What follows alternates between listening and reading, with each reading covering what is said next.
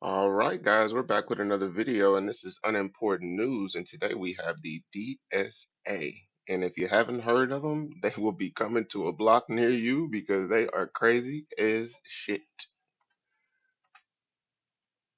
National co-chair of the Democratic Socialists of America, Megan Romer. Megan, welcome to the show. Thanks so much for having me, Shannon. Okay, so there's this growing conversation about whether you can exist within the party, whether you want to upend it for your own purposes, a totally different platform. The Daily Economy quotes you saying this at a DSA convention last year. We will win by making conditions so intolerable for the ruling class that they would rather give in to our demands than continue to live with the disturbance we cause until we are able to fully seize power ourselves. Is that aimed at the Democrat Party?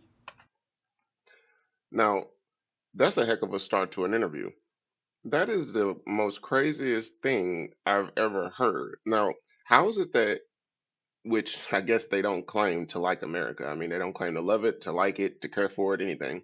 So I'm not going to try to make the claim that they're making that claim. But if you hate it so much, like again, to the point where you want to destroy everything about it and recreate it in your own image, you just kind of got to wonder like, the reason that we've gotten to this place is because of voters, ultimately. Like, the politicians are horrible, but the voters are backing the politicians, and then the politicians are corrupt.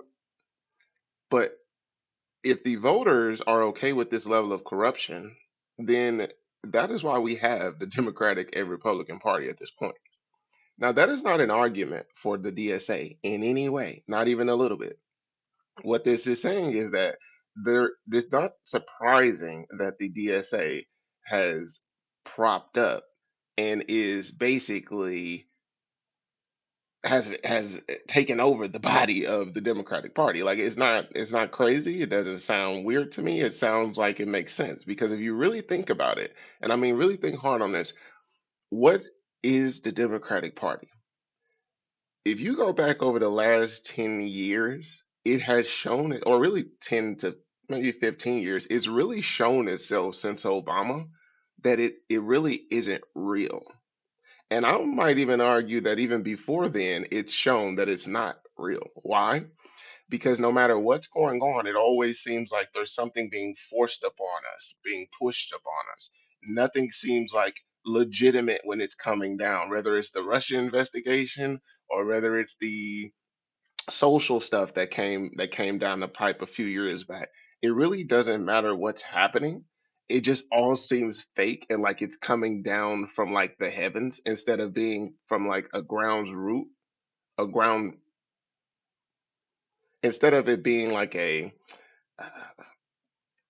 from the people. This is obviously coming down from the top, and it shows. And so when you have this DSA lady comes out and she's basically like, "Yeah, we want to get rid of the whole system," it's like, well, no wonder why, because the Democratic Party has basically been a pretend party for like 15 years, and so the ideas that they've come up with have been like piss poor. The language that they've used has been piss poor. Like it's just been a shit show. It's aimed from the working class to the ruling class. So the two party duopoly, the two corporate parties, it is aimed at both of them, and it comes from the working class. So, should Van Jones and Rahm Emanuel and James Carville and all of the establishment Democrats be worried about DSA plans from with? Now, that's the one thing that I hate about the news because when Shannon asks this question, like, I don't mean to be rude, but most Americans don't give a damn about what Van Jones thinks or any of those people on CNN thinks. I mean, yes, people watch the news because they don't want to think for themselves. But generally speaking, most people aren't thinking, wow, I really care what Van Jones thinks. And that's not to say that he's not right on this. It's just to kind of put a point. And like all of these things are not important. These people are not important. These ideas are not important. They're all more like distractions. Because at the end of the day, you would think that by now there would be a Project 2028 for the Democrats at this point that is like prominent, it's like legitimate, people can actually get behind it. They don't have anything. So like we're literally kind of like we don't know what's going on right now. We're operating in the dark. That's why the Democrat Party is basically being shanked in the back corner while nobody looking. Because as voters, we're literally just like in the dark. within their tent. The establishment Democrats should be worried about the voters and about what the voters think and about what the constituency thinks. And right now they have not been delivering, and our candidates are and have been, and it's resonating with voters. So Now, and I'm sorry to keep pausing it, but this is such a glee statement, right? Most, like even the most progressive people who have been winning, they have been winning because of the primaries. Well, the primaries only have 10 to 15 to 20% of voters participate. Now, I'm not trying to make the argument for why that's the case or why it's not the case. What I'm saying is if that's the case, that these people are hardly popular because if you're telling me that in a game, in a sports game, it's going to be, your basketball team versus my basketball team. Once it's my team versus your team, how we actually got the teammates is out of the question. We're not talking about that anymore. Now it's time to play. And so that is what will probably get DSA candidates elected. It's not because they're popular. It's because they've already taken over the body of the dead Democratic Party. And so because it's a team versus a team, you can't, this isn't a parlay bet. Well, it can be, and that's where we should talk in other videos. But and that's kind of a dig at go ahead and being a swing voter and not voting down ballot and not caring if it's a D or an R and just going ahead and doing what's right for like what the system needs. Different conversation. But for now, the DSA is about to strangle the Democratic Party. It's clear. I mean, look at the face. Jamie Harrison, who was the DNC chair, after you guys had such a big night in New York City and knocking off some of those incumbents and having success with your candidates in the congressional primaries, he said, if you hate the Democratic Party, then don't run for our nomination. Don't use our resources. Don't rely on our volunteers. Don't use our infrastructure. Focus on building the party you actually support. Other Democrats out there saying this is a separate party, the DSA. You don't belong within the party. How do you respond to his statements there? Yeah, I mean, the two parties have, over years and decades, created a system where ballot line access is extremely difficult for third parties. Now that I would agree with. This is probably the main reason why they've decided to take over the Democratic Party. Because just like how the framing loves to be, this isn't your grandma's and your grandpa's Democratic Party. For some reason, people tend to leave out that okay, and neither is the Republican Party. So both parties have gone extreme, and Megan is basically like, hold my beer because I got the most extreme agenda that you guys could imagine. And the only reason why I'm not running as a third party, which they would surely get blown out, is because there's a dead party just waiting to be basically consumed. I also have been told a lot of times by Democrats, don't vote third party, it's wasting your vote. So we run on the Democratic ballot line where it makes sense. We run independents sometimes where that is a viable possibility, but it's a ballot line. And what matters is what the voters think, and the voters are overwhelmingly choosing our candidates. I just don't see that to be true. What matters is the voters. But again, like there is a theme here with like who are these voters? These aren't your typical, like they are typical voters, but they're not at the same time. Like if we're talking college kids that hasn't had any experience in the economy, if we're talking people who went and got 5 or 6 degrees and now they're a fucking bartender, you know, you can understand how like these people can come together and think they know best because they haven't really done much of anything other than go to school. Certainly did in New York and in other places, Colorado and others. It's not just a big city phenomenon or just a blue coastal phenomenon. Okay, so we're going to put up on the screen a few of the things that are part of your platform, and I want to ask you, just give me sort of a true or false on these. Abolish the Senate. True. Okay, replace the Now, how on earth would you abolish the Senate aside from basically harming them. And that's obviously what we're not advocating for here. How would you do it? That's the only question that I have. How would you do it? Seems like the Senate, the House, and the executive and the judiciary, they're pretty in there, okay, as it relates to the Constitution. They're pretty in there. The presidency and Supreme Court as we now know them. Yep, Abolish ICE. absolutely. Abolish borders and give amnesty to anyone currently in the U.S. illegally. As a long-term plan, yep. As a long-term plan, abolish borders. Now, here's where I think they're going to get absolutely blown out. If you go back a few years where Biden and Kamala Harris pretended like the border was closed and that I think his name was Mayorkas went down and testified in front of Congress. What he said was is the border is secure, the border is closed. But hate it or love it, if you turn on Fox News, you can literally see thousands of people walking over the border. If you turn on independent news journalists, you can see them interviewing people and them just pouring over the border. My only question is, and this is the part where she needs 3 hours to talk. This shouldn't be some Fox News Sunday clip. Shannon needs to go on Joe Rogan because these ideas needs to be flushed out. Like when they say long term, how long term? When they say that the border should be open, okay, how open? Like wide open? Okay, so why should we then have a country at all? Why shouldn't we just be a part of Mexico and Canada? So like I feel like when you actually put any pressure on these ideas, they're going to fall apart. And this is the consequence of people who have only been to school and now want to rule you. Defund the Pentagon. Absolutely. Abolish. I think that might be the only thing that we agree on. The Pentagon obviously has too much money.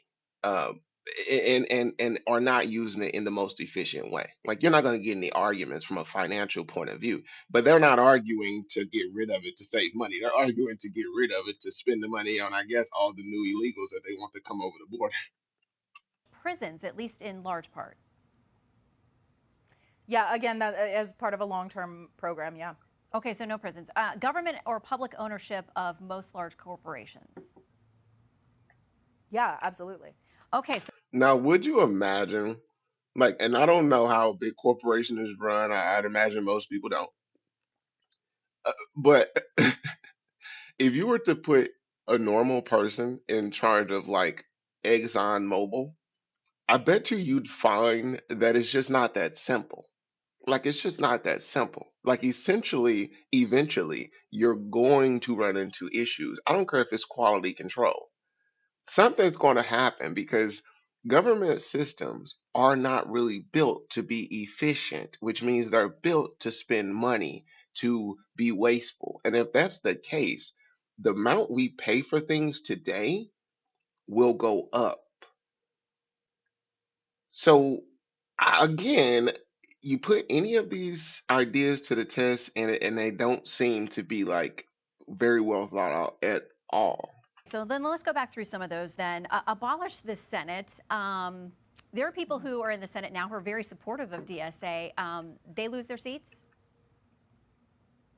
Well, the Senate is That's the telltale right there. Because what they want to do is keep using the Democratic Party, and to be able to do so, they can't like dish on them. They gotta like make them feel like hey, we're all together. This is all one big kumbaya before they gut them in the night. an anachronistic institution. It comes from the British House of Lords. It is made to protect power for, the Senate was part of the system that was made to make sure that the people didn't have too much of a say. So we want to expand Congress significantly, but make it a unicameral legislature. Okay, and without the presidency and Supreme Court, so abolish ICE. Would there be any enforcement of immigration laws, or with abolishing the border, we're not enforcing immigration laws; they go away? Yeah. So again, this is part of this longer term plan, and part of it But if you can get there. includes I don't, again, this is part of this long-term plan. Like at the end of the day, it's called supply and demand, sweetie. There are jobs and then there are people. And if you let all the people open, that's the reason why here the telltale for people who probably aren't paying that close of attention.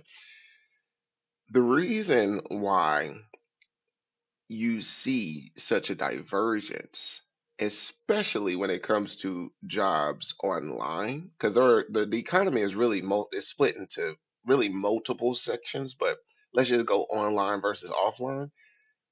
If you go online, those jobs are global. So all it takes is for you to open up the country, provide internet to everybody, and now the entire world is competing because it's already happening. Because I mean, the American corporations have been going around the world trying to create internet in different ways just so that they can get more business.